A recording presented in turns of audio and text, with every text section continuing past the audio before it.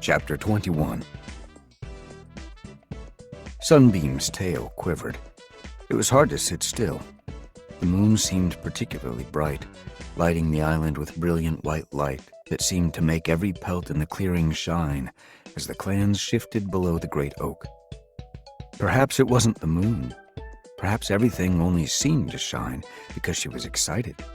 Squirrel Star was going to tell the other clans that she'd passed her 3 trials. If only Nightheart were here to share the moment. But he'd be back soon. He had to be. She refused to believe anything else.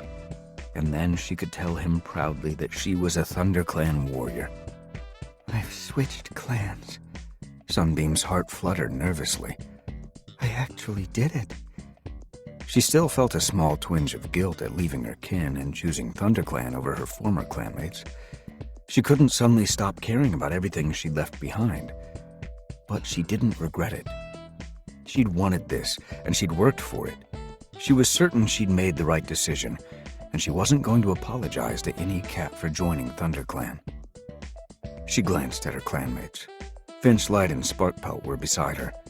Twigbranch and Finleap sat with Lionblaze, while Bayshine and Myrtlebloom gossiped nearby with Violetshine of SkyClan and Brindlewing of WindClan.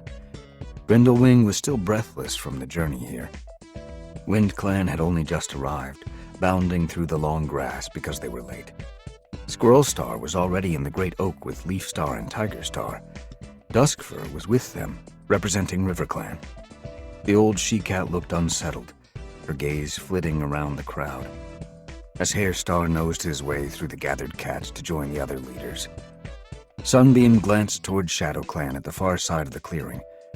They stood a little apart from the other clans.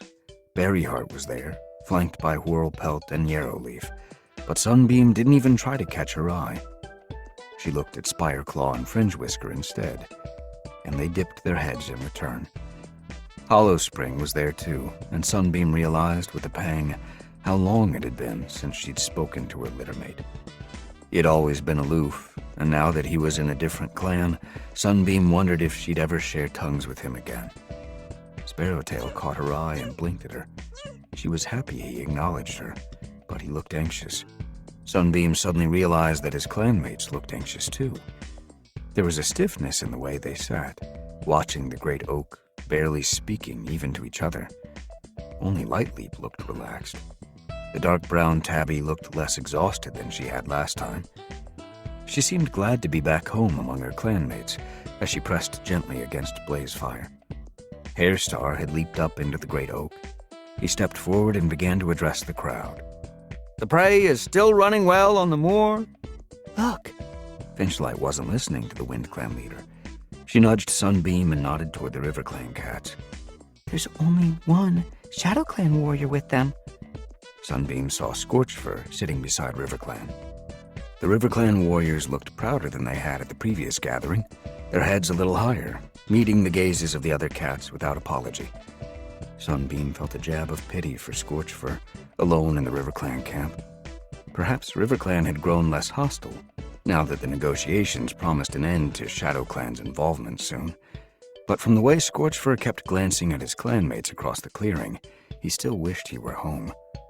Hairstar began to report on an outbreak of white cough. I hope this gathering ends the arguing over RiverClan, Sparkpelt whispered.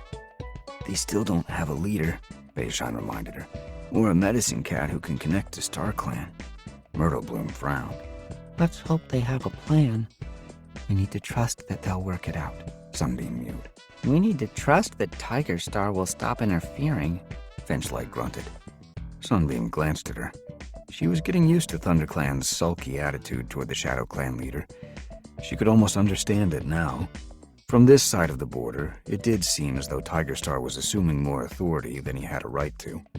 But she still wished her new clanmates would understand that Tigerstar's intentions were good, even if he was a little heavy-pawed in carrying them out.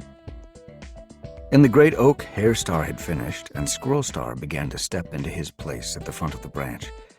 Sunbeam's fur felt hot. Squirrelstar was going to make the announcement. But before she could speak, Duskfur nosed her way in front. I'm sorry, Squirrelstar. Clan news can wait for a few moments. Her gaze darted around the gathered cats. "We held a vigil for Frostpaw last night," she told them. Sunbeam felt a prick of grief. Without a body, there had still been a sliver of hope, but her clanmates had clearly given up. She stiffened. How long before they held a vigil for Nightheart? She pushed the thought away.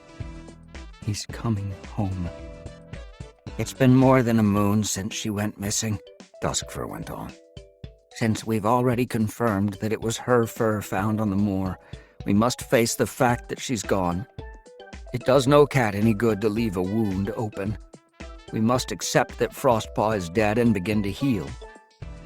Sorrowful murmurs rippled around the gathered cats. "Losing a young clanmate is always hard," Sparkbelt sighed. Finchlight's shoulders drooped. "She didn't even get her warrior name.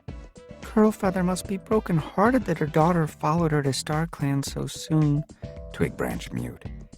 And the great oak Tigerstar dipped his head respectfully to Duskfur. "I knew Frostpaw," he mewed. "She was brave and thoughtful beyond her years. She will be a great loss to her clan." "Thank you." Duskfur dipped her head in return and patted back